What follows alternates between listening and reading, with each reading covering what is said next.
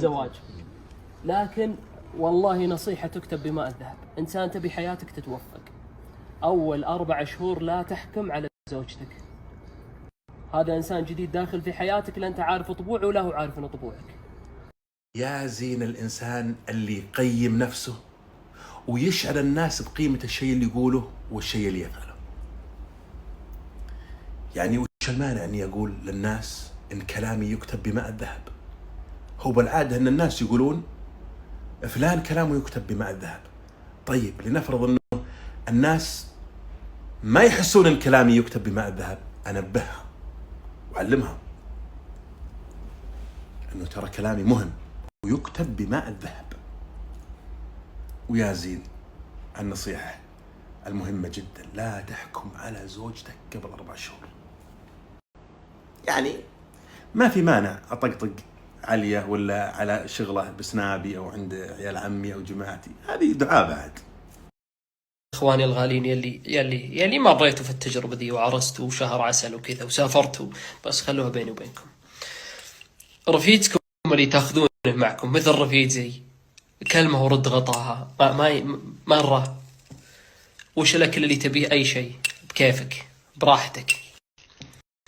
من كلمك أمي وأبوي مهما تفتح باب يتقفل. مرت عليكم هذه ولا ما مرت عليكم؟ خصوصا وأنا رجال اجتماعي فرحت فيها، أحب السوالف وبلشت ما أدري من أسولف معه، فما معي إلا أنتم، فخلونا نبدأ فقرة نص ساعة. لا أحد يقول تناقض، لا أحد يقول هنا يوصي ويقول لا تحكم على زوجتك قبل 4 أشهر، وهنا يقول إنه ما تكلم وكلمة ورد غطاه. لا، هذا ما هو تناقض. هناك يوصي وهنا يستشير متابعينه بحكم إنه توه حديث عهد بزواج. طيب شوف، حتى قال الناس اللي مروا بهالتجربة، يعني هل أنت مريتوا بهالتجربة هذه؟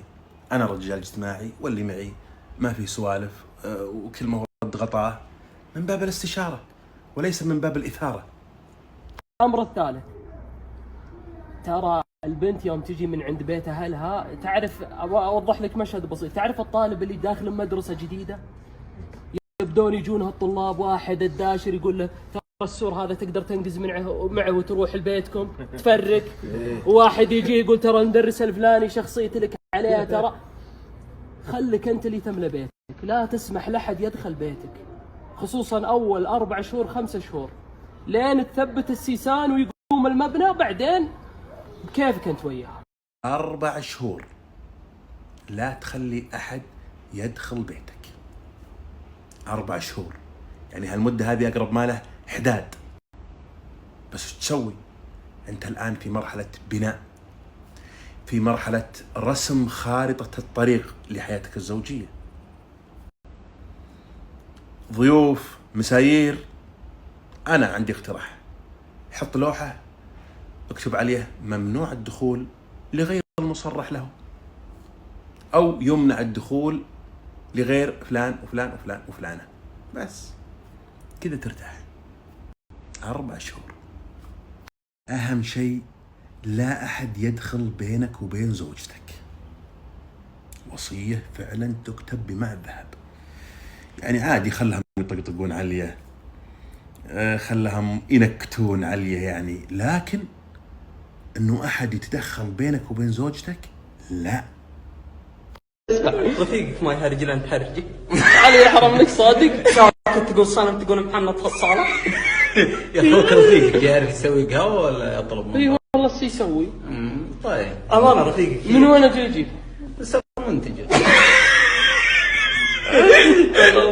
طيب اسمعني بالرويد.